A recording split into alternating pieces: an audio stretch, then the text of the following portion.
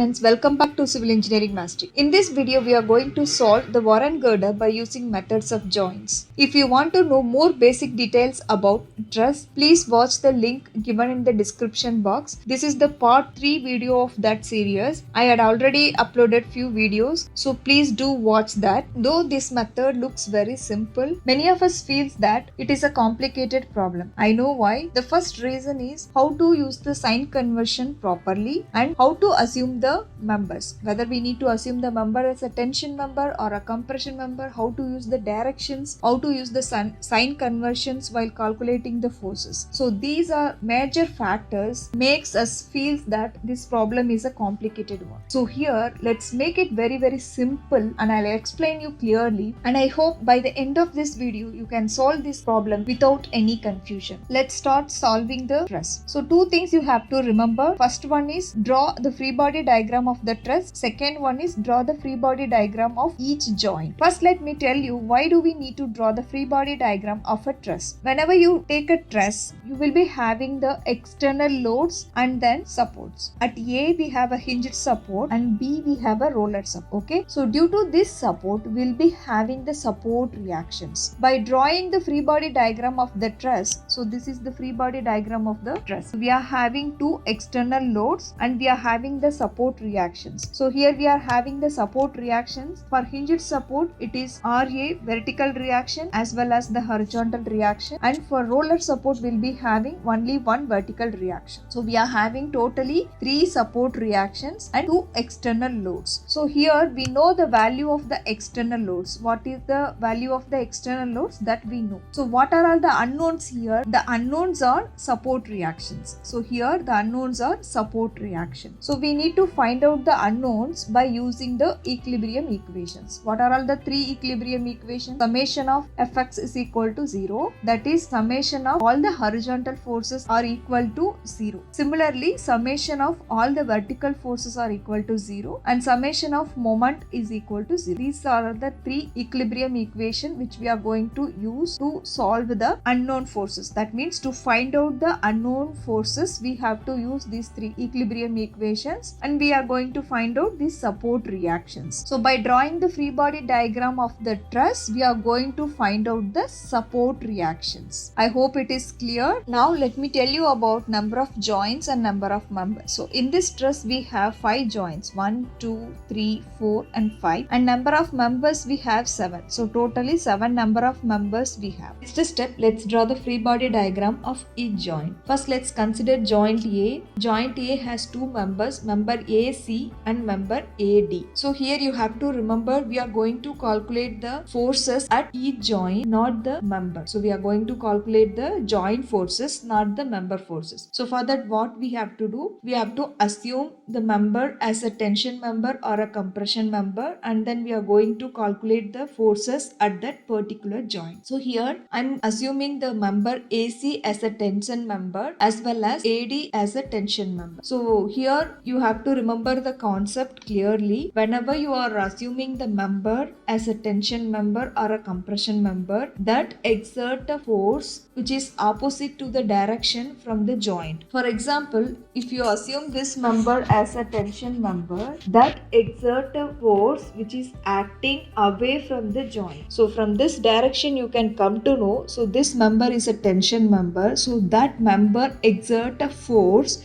that is acting away from the joint. This is the force which is acting away from the joint. Similarly, see this member is also a tension member, so that exert a force which is acting away from the joint. So this is the force which we are going to find out. Okay. So this is the free body diagram of joint A. Joint A has a 2 member and then it has 2 unknown forces. So these unknown forces we need to find out. Okay. Next let's consider joint B. Joint B has 2 member BC and BE. This also I have assumed as a tension member BC. So that exert a force which is acting away from the joint FBC. Similarly, member BE also tension member that exert a force which is acting away from the joint. So here you may ask that whether we need to assume the member as a tension member only. It is not like that. Even if you want, you can assume the member as a compression member as well. Here I have assumed as a tension member. After the result of all the forces, you can come to know which member is in compression and which member is in tension. I'll explain you later how to find out which member is a tension member, which member is a compression member after finding the forces. Next, let's move on to joint C. Joint C has 4 members. Member CA, CB, CE and CD. So the same condition applies here also. All 4 members are tension members that exert a force which is acting away from the joint. So we have 4 unknown forces FCA, FCB, FCE and FCD. Next, let's move on to joint D. Joint D has 3 members DE, DC, DA. So here also the same condition, tension member and that exert a force which is acting away from the joint. So we have 3 unknown forces FDA, FDC, FDE. Next one is joint E. It has 3 members and all are tension members only that exert a force acting away from the joint. So we have 3 unknown forces FED, FEC, FEB. So now we know how to draw the free body diagram of each joint, how to assume the members, whether it is in tension or compression, and we know all the unknown forces. So now we have to find out these unknown forces by using equilibrium equations. Here I have assumed all the members are in tension. So after finding out the unknown forces, we can come to know which member is actually in tension, which member is actually in compression. How do we find that? If we get a negative value, then it is a compression. If we get a positive value, then it is tension. Let's move on to the problem. So we have the symmetrical truss which is having the angle of 60 degrees and the external forces are 4 kN and 12 kN. First we need to find out the support reactions. The support reactions are RA, HA and RB. So by using equilibrium equation we need to find out the support reaction. First let's solve the horizontal forces. Since we don't have any forces in the x direction, the horizontal force is equal to 0, that is HA is equal to 0. Next let's solve the vertical forces, that is summation of FV is equal to 0. So from this we can find out RA and RB. The unknown forces are RA and RB. RA plus RB is equal to 16 kN. Summation of vertical forces are equal to 0. So we are adding the external forces. Next, summation of moment is equal to 0. So by solving this we can find out the reactions RA and RB. So I am taking moment about A and equating the same. So here we need to follow the sign conversion. I am considering anti-clockwise as negative and clockwise as positive. So RB is anti-clockwise, so minus RB multiplied by 8. The total distance is 8 meter. I am taking moment about A plus 12 multiplied by 6. So this is 4 meter and half of this is 2 meter. So that is 6 plus 4 multiplied by 2 is equal to 0. So by solving this we get RB is equal to 10 kilonewton and RA is 6 kilonewton. RB is 10 and RA is 6. Even if you can cross check this one, if you add this one you need to get the total external load 16 kilonewton. Both are 16 kilonewton. So you can verify this. If you get any different value that is not matching with the total load, means something is wrong in your calculation, then you can redo the calculation and make it right. So this is how you need to find out the support reactions. Next let's find out the joint forces. First let's consider joint A. So joint A has 2 unknowns. So while selecting the joint you have to be very careful. 2 unknowns means we can solve it easily. Instead of taking joint A, first if you solve joint D, it is difficult to solve because it has 3 unknowns. Similarly joint C, if you consider it has 4 unknowns, it is difficult to solve. So you have to consider the joint which is having minimum unknowns. So that is one point here. And here you have to solve these forces using the equilibrium equation. Summation of vertical forces are equal to 0. Summation of horizontal forces are equal to 0. Here the moment equation automatically satisfies since the truss has no bending moment. So resolving the forces vertically and equating the same, summation of vertical forces are equal to 0. So consider consider joint A, it has the reaction, support reaction, which is 6 kilonewton. That is the value of RA is 6 kilonewton. And we know that we have two forces, that is FAD and FAC. So as I have told you before, the forces are acting away from the joint since we have considered this member as a tension member. Okay. So here also we have to follow the sign conversion. Right positive and left negative, upward positive, downward negative. So this is very important. And here let's solve the vertical forces, which is RA plus FAD sine 60. So this is the inclined force which we are converting into vertical force, FAD sine 60. So everybody will be having the confusion that how do we take this one as a sine 60. So let me explain you that. Here it's, if you consider this one as a triangle, this is FAD, this is FAC, and this is FDC. So if you take sine 60 here,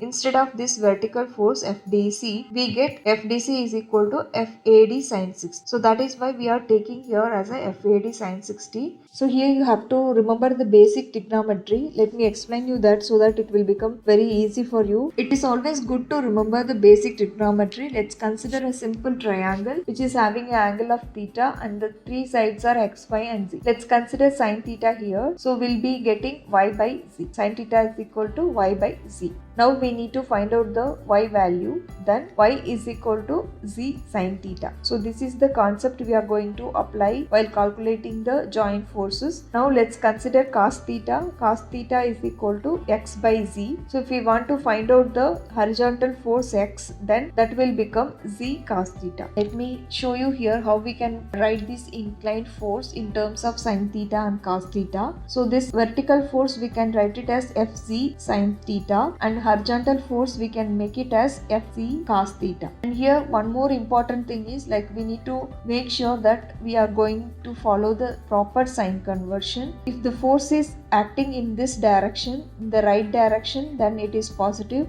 If the force is acting in the left direction, it is negative. If the force is acting in the upward direction, that is positive. If the force is acting in the downward direction, that is negative. So this is the very basic concept which we are going to use while calculating the joint forces. If you understand this clearly, it will become very easy. You can solve the problem within no time. So let's come back to the problem. At joint A, this inclined force we have FAD sine 60, vertical force is FAD sine 60, and FAD cos 60 is the horizontal force. I hope it is clear for you now how we have got this FAD sine 60. So let's find out this FAD, this which is the unknown force. So RA we know 6 kilonewton. FAD is equal to minus 6 by sine 60. So we get FAD value as minus 6.92 kilonewton. So we solve the unknown force, one unknown force, by using this equilibrium equation, and we got the negative value. As I told you in the beginning, we got the negative value, then this is a compression. If we get the positive value, then this will become tension. So as we have assumed, the member AD was tension member, but that is actually not a tension member, actually a compression member. So this is how you have to identify whether the member is a tension member or a compression member. Next, let's consider joint A only, but resolving the forces horizontally and equating the same. So this time we are going to solve the horizontal force. So you know that horizontal force is FAD cos 60. If we consider this as a triangle, we get FAC is equal to FAD cos 60, and sign conversion is very important, as I told you. So now we know this is the horizontal force, unknown force FAC we have, plus FAD cos 60. This inclined force also we are converting into horizontal force. Why we are taking plus sign? Because this is the right direction. The force is acting in the right direction, so right side is positive. So plus FAD cos 60. We know FAC value which we had calculated before, that is minus 6.92 kilonewton. So that we need to take minus 6.92 cos 60. From this we get FAC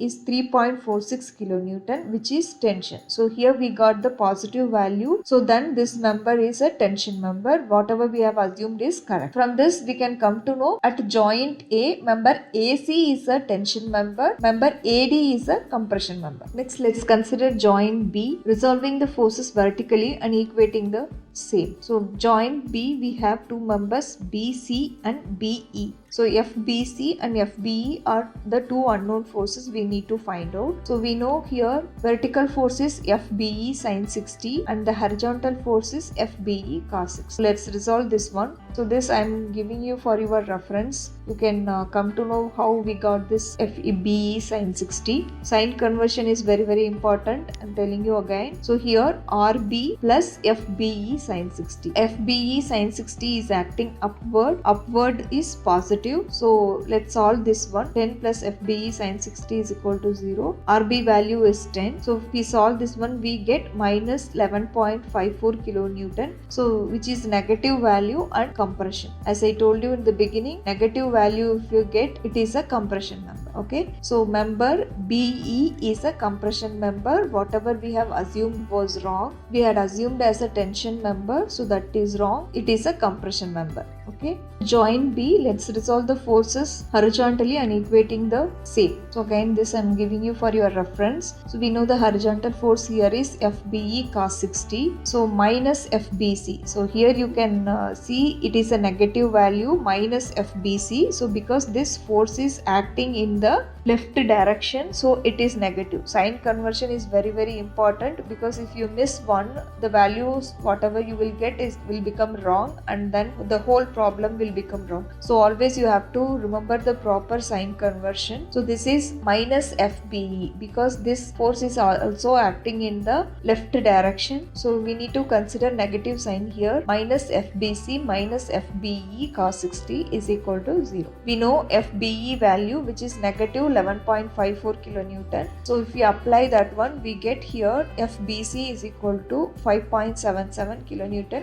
which is tension. Here positive value we got, so it is a tension. So at joint B, the member BE is compression and member BC is tension. So as I told you in the beginning, we need to solve the joint which is having minimum unknowns. So that is why we have solved joint A and joint B. Now we know the member AC and AD, BE and BC. Now we can solve the joint D, which is having three unknowns, but one unknown we have already find out. So even joint D has two unknowns. We can easily solve that. So let's resolving the forces vertically and equating the same. At joint D, we have FDA, FDC and FDE. Here we have to careful with the angle. Here we have to be careful with here we need to consider the angle. Here it is 60 degree and this side also it will become 60 degree, and similarly here also will be having 60 degree. We need to resolve these inclined forces. So FDC cos 60, FDC sin 60, and here FDA cos 60, FDA sin 60. Let's solve this one. First we need to take the external force, because at joint D we have one external force, that is 4 kilonewton. So here the sign conversion is negative because it is acting in the downward direction. Downward is negative. And FDA sin 60, this is one vertical force, and FDC sin 60, both forces are acting in the downward direction. So downward direction is negative. So that is why I am considering all the negative sign here. So minus FDA sin 60 minus FDC sin 60 is equal to 0. So here we have two unknowns, but this one we have already find out in joint A. FAD we had already find out, that value is minus 6.92 kilonewton. So that we are going to apply here. So if we solve this one,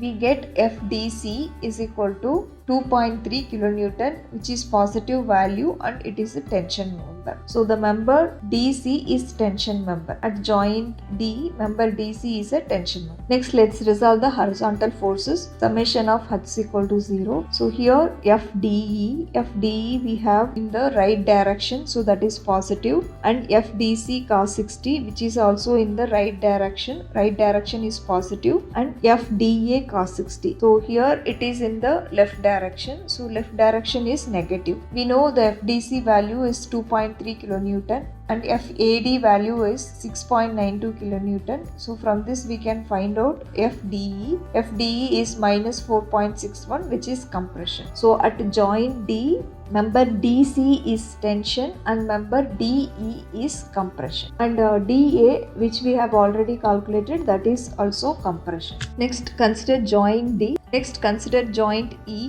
resolving the forces vertically and equating the same. Joint E has the vertical force 12 kN and it has two inclined forces. So let's solve that one. First, minus 12, which is acting downward. Downward is negative, and minus EB sine 60, which is here. Minus EB sine 60 is also acting downward, so negative, and minus EC sine 60 is also negative. Negative sign we need to consider here. We know FBE value, which is minus 11.54 kN. So let's apply here. From this we can get FEC is equal to minus 2.32 kN, which is compression. So at joint E, EC is a compression member. Let's resolve the forces horizontally and equating the same. So first FED, which is in the left direction. So left direction is negative, and minus FEC cos 60. So this is also in the left direction.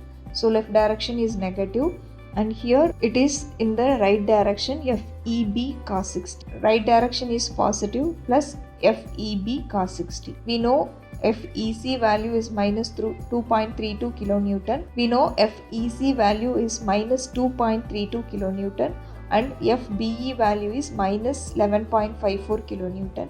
So let's apply here. From this we can get FED is equal to minus 4.61 kN, which is compression. At joint E, ED is compression, EB is compression, and EC is also compression. Even you can cross verify this one. Even at joint D, DE is compression. So DE is compression, ED is compression. This is the verification you can do, and we have solved all the unknown forces. Joint E you no need to calculate because already we know the DC value and EC value, CB value and CA value. If you want, you can do the similar way and cross check the forces are correct or not. Now let's summarize all the forces. Member AD 6.92, it's all in kilonewton. Nature of force is compression. Member AC is 3.46, which is tension. Member BC is 5.77, tension. Member BE is 11.54, which is compression. Member DC is 2.3, which is tension. Member DE 4.61, which is compression. Member EC is 2.32, which is compression. So here two things you have to remember. You have to remember the sign conversion properly, and you should know how to select the member, like whether the member is in tension or whether member is in compression. That you should know clearly. If you know these two concepts, you can solve the problem very easily. So friends, I hope you all like the video. Please do comment in the comment box if you have any queries. Your comments are always welcome. And don't forget to subscribe this channel for more videos. Thank you for watching.